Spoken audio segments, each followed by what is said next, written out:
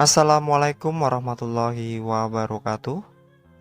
Halo semua, pada kesempatan kali ini Halo News akan memberikan informasi mengenai P3K 2023, pencabutan afirmasi bagi honorer pindah instansi yang akan memicu konflik baru.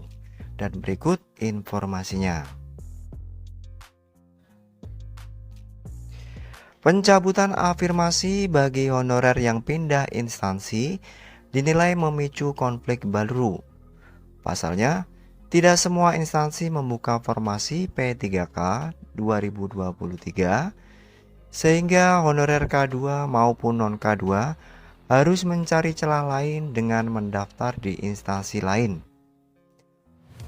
Formasi P3K 2023 itu jumlahnya tidak sebanyak honorer, maka mereka akan memilih mendaftar di luar induknya, kata Dewan Pembina Forum Honorer K2 Tenaga Administrasi Indonesia, Nurbaitih. Ketika mereka memilih formasi di instansi lain, ujar Nurbaitih, seharusnya hak-hak honorer terutama K2 tetap diberikan. Jangan dianggap mereka itu sebagai pelamar umum. Jika afirmasi dicabut, maka dikhawatirkan akan menimbulkan kegaduhan, sebab aturan Kementerian Pendayagunaan Aparatur Negara dan Reformasi Birokrasi, honorer yang pindah instansi atau kabupaten atau kota serta provinsi dianggap sebagai pelamar umum. Pemerintah harus mencari solusinya bagi honorer K2 yang memilih pindah karena instansinya tidak buka pendaftaran, ucap Nurbaitih. Terkait penundaan pendaftaran CPNS 2023 dan P3K, Nurbaitih mengatakan bukan yang biasa ya. Setiap tahun juga begitu, selalu ditunda dan tidak sesuai jadwal. Namun untuk tahun ini berbeda, bukan lagi soal sistem, tetapi karena adanya optimalisasi yang belum beres. Memang masih banyak instansi yang belum mengeluarkan pengumuman hasil optimalisasi P3K teknis 2022. Begitu juga pengumuman formasi P3K 2023. Dari analisis Nurbaitih, ada nilai plus dan minusnya buat honorer dengan penundaan jadwal pengadaan CASN 2023. Plusnya adalah agar persiapan honorer K2 dan non-K2 jauh lebih matang lagi, serta tidak terburu-buru dalam memilih formasi. Sebab melihat afirmasi 80% untuk honorer K2, tentunya peluang besar sekali walaupun di lapangan banyak instansi yang tidak membuka lowongan. Padahal banyak honorer K2 di instansi tersebut. Ada pula yang instansinya buka tetapi kuotanya buat honorer sangat sedikit. Contoh, honorernya ada 7 orang sedangkan kuotanya hanya 1. Ini sangat membingungkan honorer karena persaingannya otomatis pasti akan menjadi sangat ketat. Begitu juga ada instansi formasinya banyak tetapi tidak sesuai dengan jurusan ijazah yang mereka punya. Oleh karena itu, mau tidak mau mereka harus pindah instansi agar bisa jadi ASN P3K. Dia berharap dengan pengunduran jadwal pendaftaran CPNS 2023 dan P3K, pemerintah bisa mempertimbangkan masalah di lapangan yang sekarang terjadi. Banyak honorer K2 yang siap-siap mendaftar P3K ke luar daerah. Dia berharap pemerintah bisa mempertimbangkan kembali kebijakannya, terutama bagi honorer yang terpaksa pindah instansi.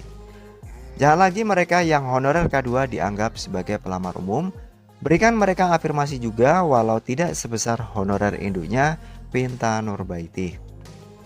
Sebagai pengingat, Asisten Deputi Perancangan Jabatan Perencanaan dan Pengadaan Sumber Daya Manusia, Aparatur Kemenpan RB Abbas Subagja, mengingatkan honorer yang akan mendaftarkan P3K 2023 untuk fokus pada instansi tempatnya mengabdi. Jangan terpancing mendaftar di instansi lain, bahkan pindah kabupaten atau kota ataupun provinsi. Jika tetap memilih pindah lokasi, honorer sendiri yang akan merugi. Seleksi P3K 2023 baik guru, tenaga kesehatan, dan teknis. Untuk pelamar honorer hanya bisa melamar di instansi yang bersangkutan bekerja, kata Aba Subagja. Bagaimana bila tempat honorer mengabdi tidak buka formasi? Aba mengungkapkan tidak usah khawatir, honorer bisa melamar di tempat lain selama masih dalam satu daerah kewenangan yang sama, dengan catatan masih dalam satu instansi. Selain itu harus tetap relevan dengan jabatannya. Dia mencontohkan guru honorer di Kabupaten Malang, instansi tempatnya bernaung adalah Dinas Pendidikan Kabupaten Malang. Guru honorernya mengabdi di sekolah SDNA misalnya, tetapi tidak ada formasi. Namun di SDNB ataupun SMPNA punya formasinya dan relevan dengan jabatannya, maka yang bersangkutan bisa melamar di antara dua sekolah tersebut. Namun, Aba mengingatkan lagi, bila sekolah yang dilamar itu ternyata ada pelamar prioritas dan honorer K2, maka yang diprioritaskan adalah honorer di sekolah tersebut terlebih dahulu. Prinsipnya, kalau masih satu instansi masih bisa, cuma harus tetap relevan dengan jabatannya. Dan mereka nanti jadinya bersaing antar honorer sendiri terangnya. Lebih lanjut dikatakan Aba, Kemenpan RB sudah menerbitkan regulasi untuk pengadaan P3K guru, tenaga kesehatan maupun teknis, ditambah lagi dengan CPNS. Khusus honorer lanjutnya, Kemenpan RB sudah memberikan afirmasi sesuai ketentuan, 80% formasi harus diisi honorer. Oleh karena itu, di setiap regulasi pengadaan P3K ada pemberian afirmasi baik untuk honorer K2 maupun tenaga non-ASN. Namun, ada ketentuannya di mana afirmasi diberikan jika honorer melamar di instansi tempatnya bekerja. Kalau pindah instansi atau daerah, dia menjadi pelamar umum.